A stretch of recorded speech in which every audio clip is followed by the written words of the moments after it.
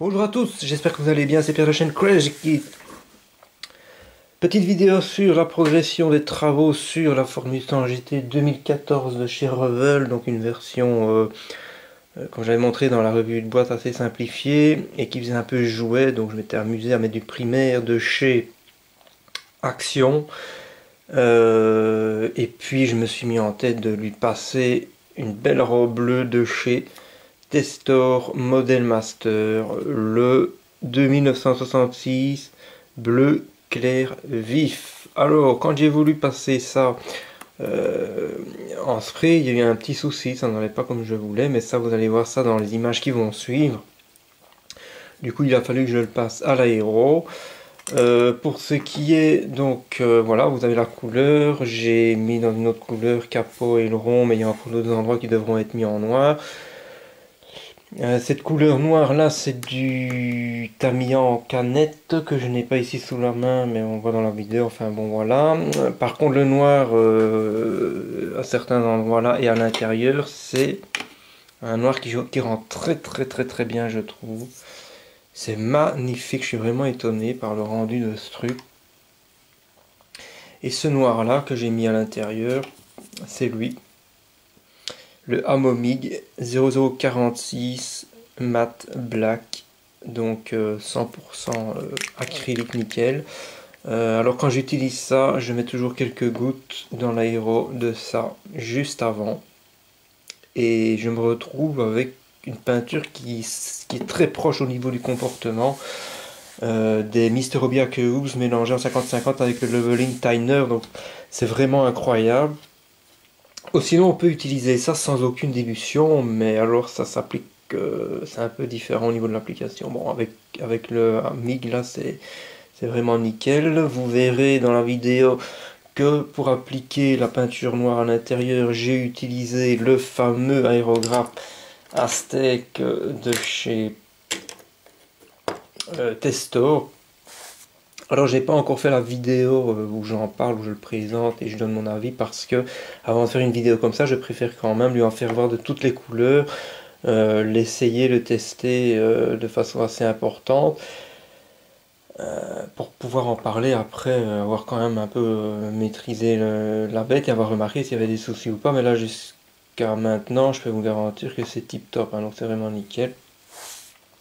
Donc voilà, je pense que je vais venir mettre des bandes de calque en plein milieu que j'ai récupéré dans une autre boîte de maquette, des bandes de calque que je n'avais pas utilisées. Là on a une grosse partie du bloc moteur que j'ai assemblé et mis en primaire de chez Action qu'il faudra que je mette en peinture.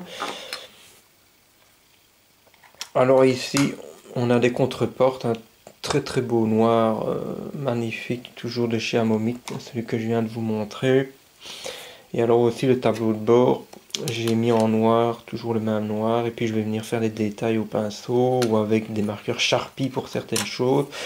Donc voilà, ça c'était pour le petit blabla de début de vidéo, puisque après je vais vous laisser avec un mélange de défilés de photos et de vidéos dans lesquelles j'explique 2-3 trucs au fur et à mesure, et puis la vidéo se terminera sur la mise en peinture de l'intérieur, et puis ça se terminera comme ça. Donc j'espère que ça intéressera quelqu'un, et j'espère que ça va vous amuser.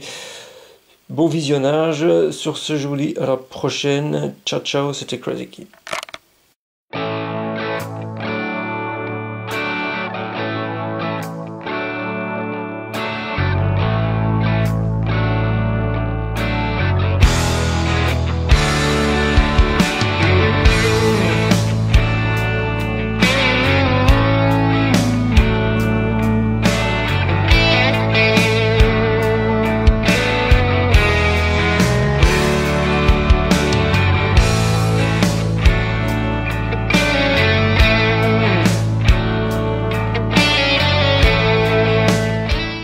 Bon, je vais vous expliquer le problème que j'ai avec ce bleu Model Master.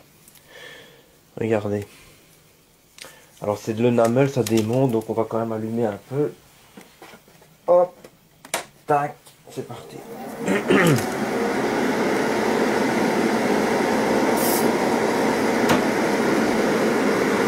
Regardez, on n'a pas un brouillard, on a l'impression qu'on a plus des gouttes voyez, la première passe, c'est même pas vraiment un bruit, c'est un brouillard de gouttes, c'est énorme. Quand on installe l'aérographe, on dilue un peu plus.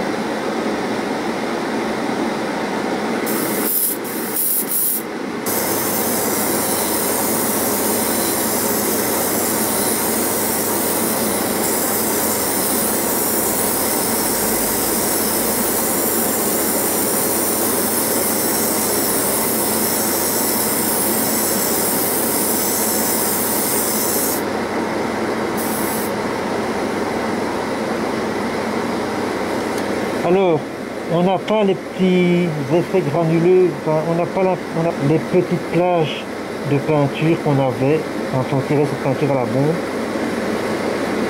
Et ça a l'air de passer. Ça a l'air de passer. À mon avis, on va y aller fine couche, hein, pas fine couche.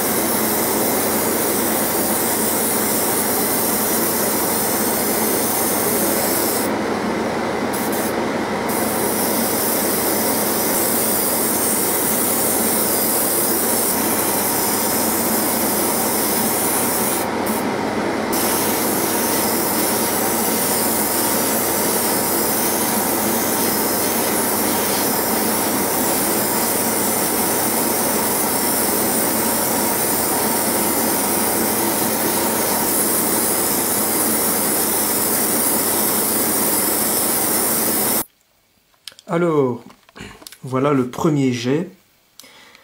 Beaucoup plus simple à passer à l'aéro qu'à la bombe. Donc là, la peinture est en train de sécher, mais il faut que je revienne mettre une couche. Il y a eu tout d'un coup plein de poussières qui sont arrivées. Donc j'ai dit ok, on laisse tomber, on laisse sécher. Je vais poncer, une fois que ce sera bien sec, je vais laisser ça quelques jours comme ça. Avec du 4000 tissu à l'eau.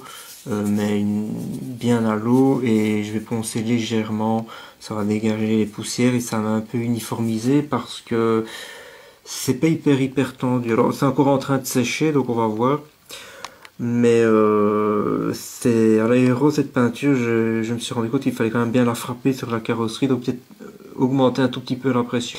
Donc une fois que ce sera légèrement poncé partout, je redonnerai une bonne couche de peinture. Normalement ça devrait le faire, donc ça risque d'être sympa.